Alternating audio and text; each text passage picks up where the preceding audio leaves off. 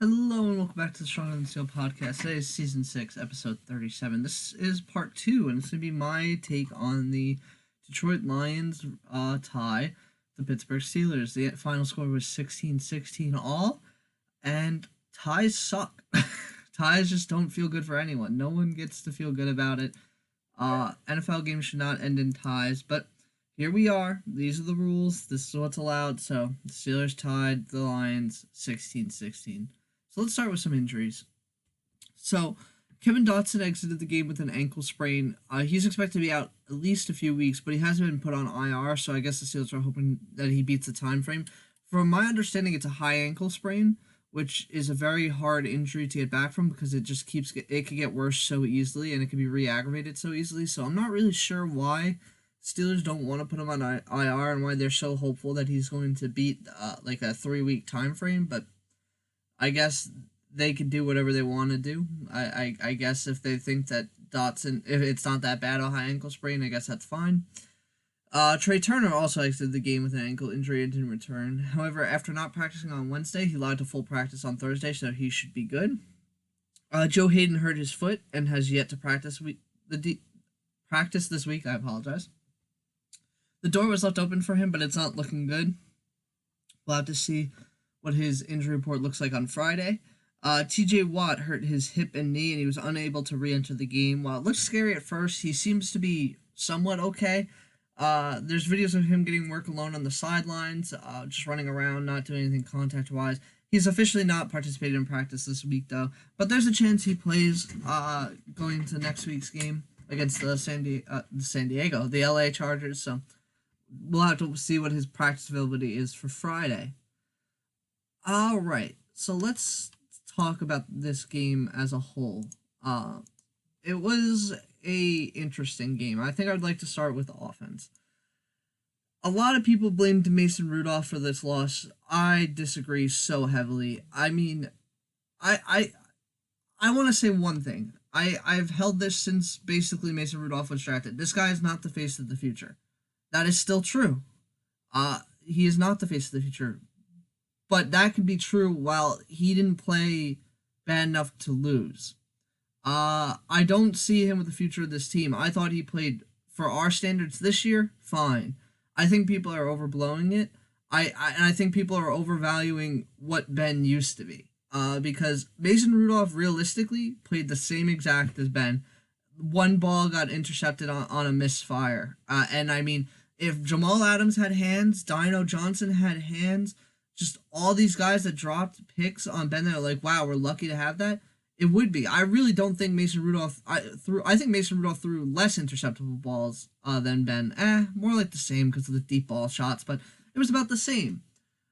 And that therefore, I don't think if Ben plays, I don't think there's any different outcome. I really just don't. I think people are overvaluing what Ben Roethlisberger brings to the 2021 Steelers. I had called for Mason Rudolph to start after the first 1 to 4 weeks because I thought that there's no way it could be worse with all the turnovers because basically that's how it played. And then Ben got better. It was okay. But Mason played exactly where I expected him to play. Like, he played when in those 1 to 4 weeks where I was like, wow, Ben is really sucking this year. It's like, this is what I expected from Mason if he stepped in, just to be a little bit... mostly the same thing, but a little bit less on the turnovers, which he only got 1 in this game. But after that, Ben stopped throwing picks and stuff, and a lot of it was luck because, as I said, he had 2 balls hit A.J. Johnson's hands. He had Jamal Adams get hit in the face with a ball, and that's just luck. But he still has his misfires, and Mason Rudolph had his misfires and went for a pick. It sucked, yeah, and Mason Rudolph, again, for the rest of the NFL standards, he's not good. He's just not. But what we're used to with Ben Roethlisberger this year, this was no different. And I would like to point that out. And he would have been able to win this. He didn't lose this game. 2 fumbles lost this game. Deontay Johnson fumbling on a big play that would have put them into field goal range. That's going to cause you to lose.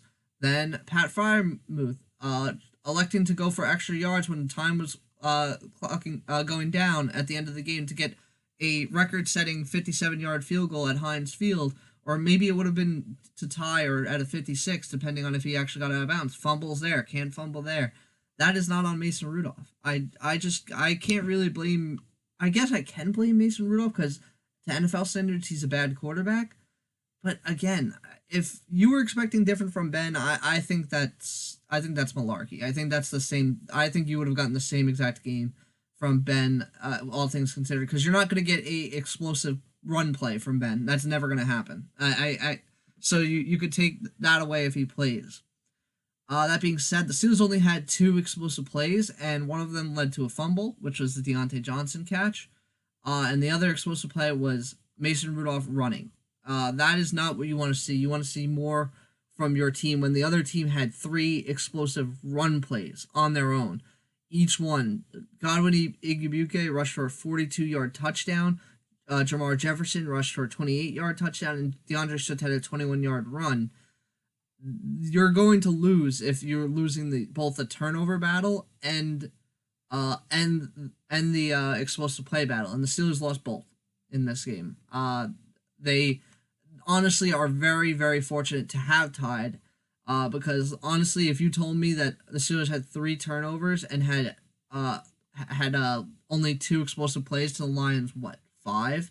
Because they had a DeAndre Swift, Igwebuike, Justin Jefferson.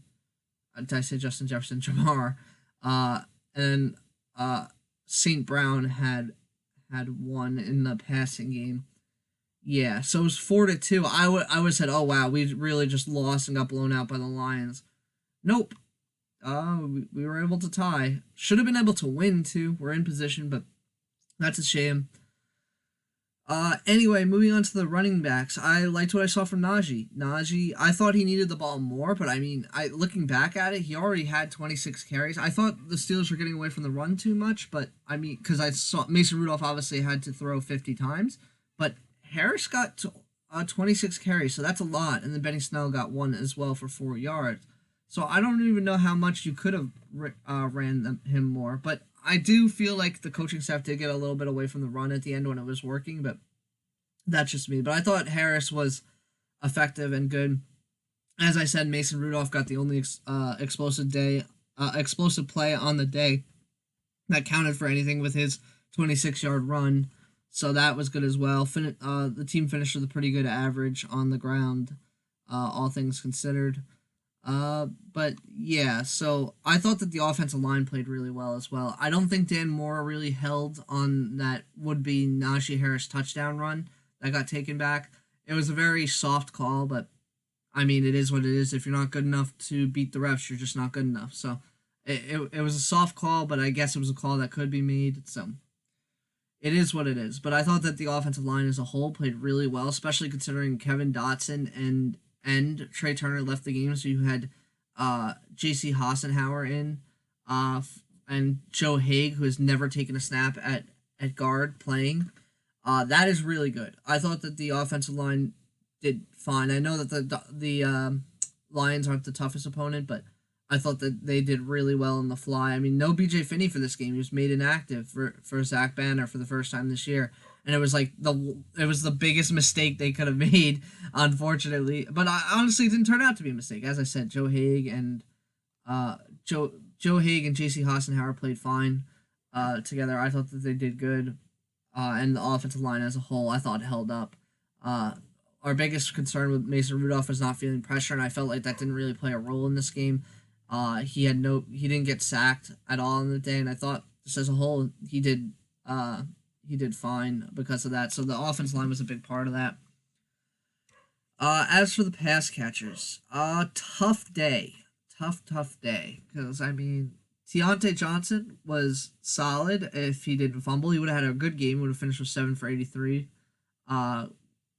Probably more if he didn't fumble because he would have fell forward for a few more yards. But he fumbled, so that sucks. Raymond Mccloud, I thought, probably was the best on the day as production-wise because he was able to make 9 catches for 63 yards. As on the offense, that was really good from him. We not really seen like anywhere close to that output, so that was good to see from him. I thought he made some pretty good catches as well, so it wasn't just filling the stat sheet. I thought he did well. Pat Freiermuth Obviously had the fumble. Wasn't targeted a lot in this game, but I mean, he got, I guess 9 targets is a lot. I felt like it was less. I felt like he got targeted less, but he didn't really make a lot out of his 9 targets, only 5 catches for 31 yards and that fumble. And that wasn't good. Najee got involved there. Najee ended up with this game with 30 touches, absolute crazy amount. He was again really good.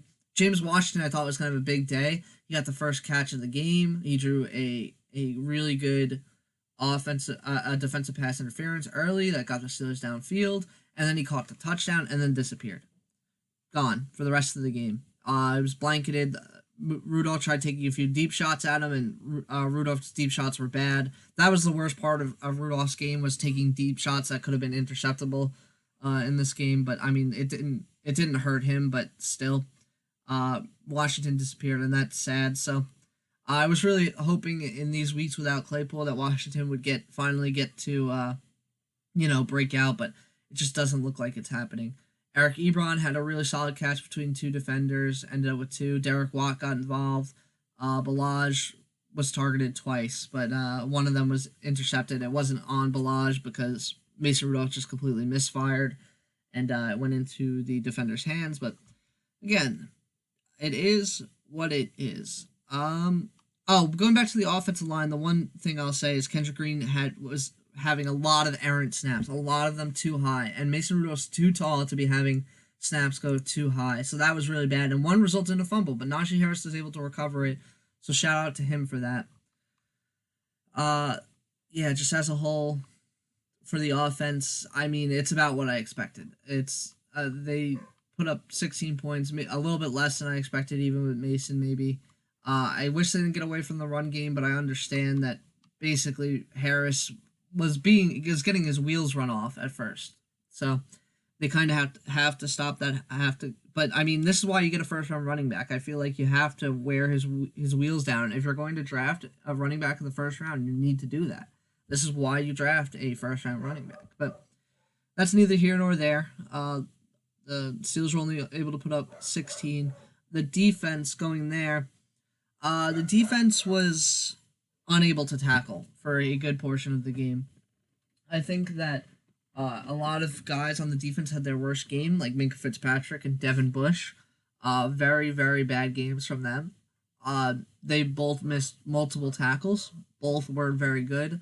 Minkah, I guess, was fine in coverage and could have had a pick, but just dropped it, so that sucked. Just overall, you're not getting good play from your team. Devin Bush is not who maybe he is who we thought he is. He didn't have those explosive plays on the stat sheet in college, but like we kind of expected him to break out. He's just not breaking out. It's not happening so far, and I don't know if it's ever going to. He just looks really bad, and I don't know what else you could say about that. Devin Bush just looks bad. He looks uninterested in football. Is truly how I feel.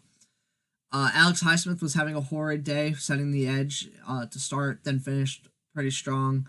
Cam Hayward continues to be one of the only good pieces on defense. TJ Watt was good up until he got injured, so that he was fine. I thought he was struggling to set the edge as well in this game, but not as bad as Alex Highsmith. The Lions were basically able to run the entire game. Jared Goff was hurt, so they were running in 3rd and long scenarios several times this game. They just didn't trust Goff to throw at all. I have no idea why they didn't just put in David Blow.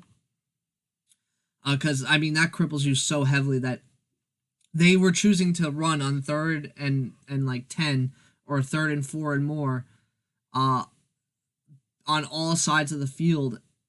And you're telling me David Blow couldn't help that team if you're that discouraged by Jared Goff throwing?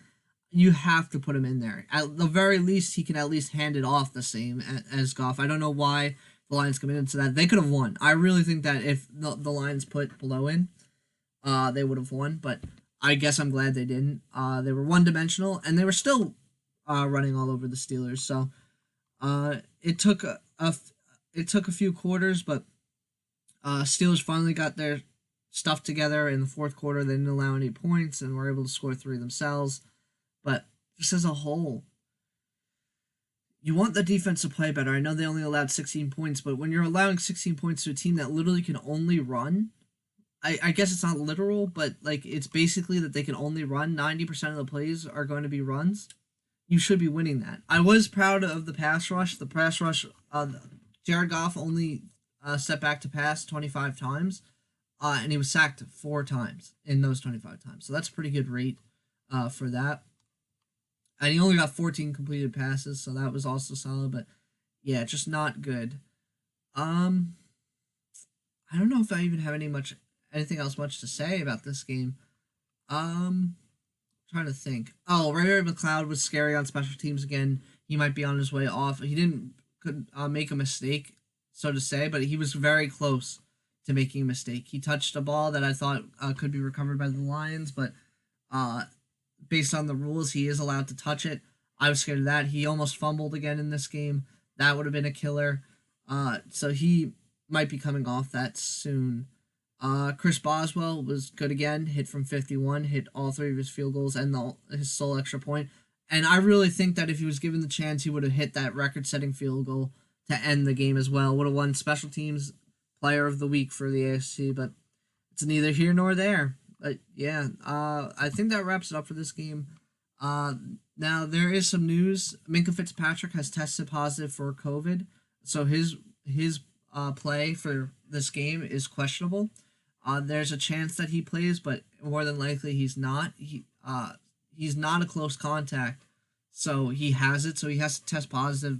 Has to have 2 back-to-back negative tests, either Friday and Saturday or Saturday and early Sunday before the game. But we'll have to see. It's not looking good right now, and Ben still hasn't cleared either as of Friday, so it's not looking good for him either. Even though they are preparing for him to play.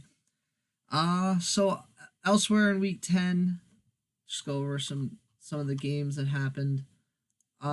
We went over the Ravens and we went over the Dolphins. That game, the Dolphins helped us out, but we weren't able to capitalize. The Steelers. Cowboys at Atlanta. Cowboys absolutely blew out Atlanta 43-3. Wasn't even a game. Saints at Titans. Saints get a backdoor cover. It was really annoying. They came back into the game, but the Titans really were in control the entire game up until the end, and they blew it. Jaguars and Colts, I truthfully didn't watch over that one at all.